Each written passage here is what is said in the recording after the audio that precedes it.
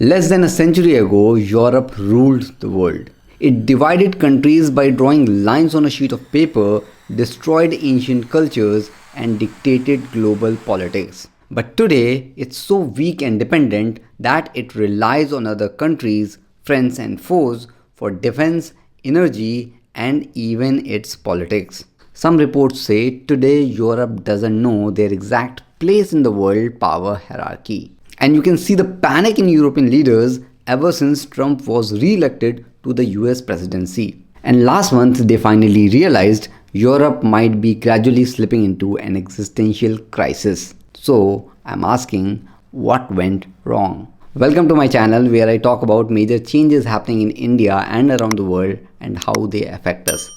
Check out some of my videos and follow the channel if you like.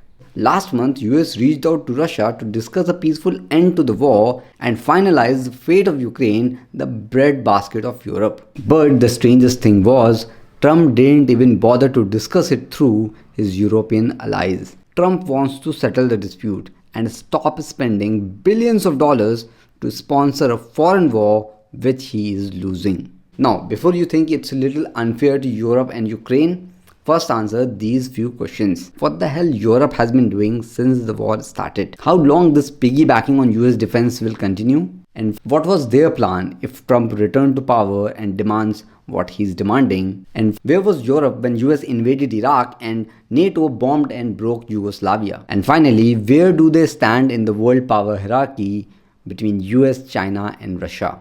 Just FYI, European leaders are now visiting India more and more frequently. By the end of this video, we will have answers to all these questions, and most important, you will know why Trump is only a symptom of much deeper problems.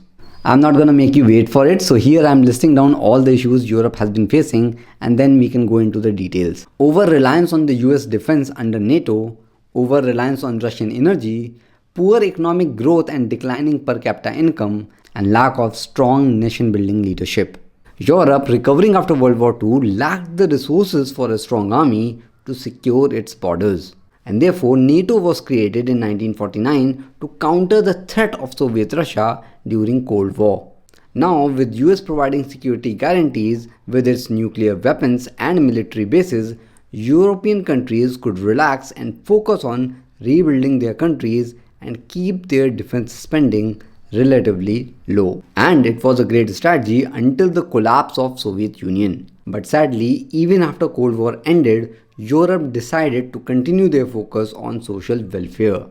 Probably because they didn't see any need for a high defense spending since there was no enemy left, and NATO, backed by USA, was already there to support. Although they did develop nuclear weapons and still control a strong army with advanced defense technologies, but by aligning themselves so closely to USA, they lost the strength to say no.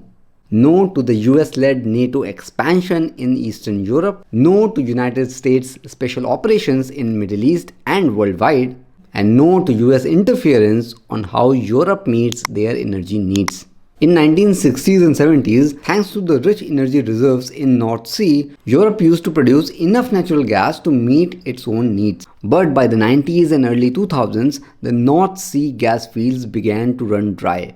And one by one, Europe's local sources started fading. Europe, searching for an alternative, found Russia as the perfect supplier of cheap and abundant gas. And lucky for them, the new Russian president Vladimir Putin was also looking for new buyers to sell rich natural resources and boost the Russian economy. And therefore, Europe built massive pipelines to Russia and signed long-term contracts with the state-owned energy company Gazprom. These pipelines stretched across Europe and directly linked Russian gas fields to European homes. Nord Stream 1 brought natural gas straight into Germany, and Nord Stream 2 was meant to double the supply. But Europe had miscalculated the situation. Buying cheap Russian gas wasn't wrong, but only buying the Russian gas?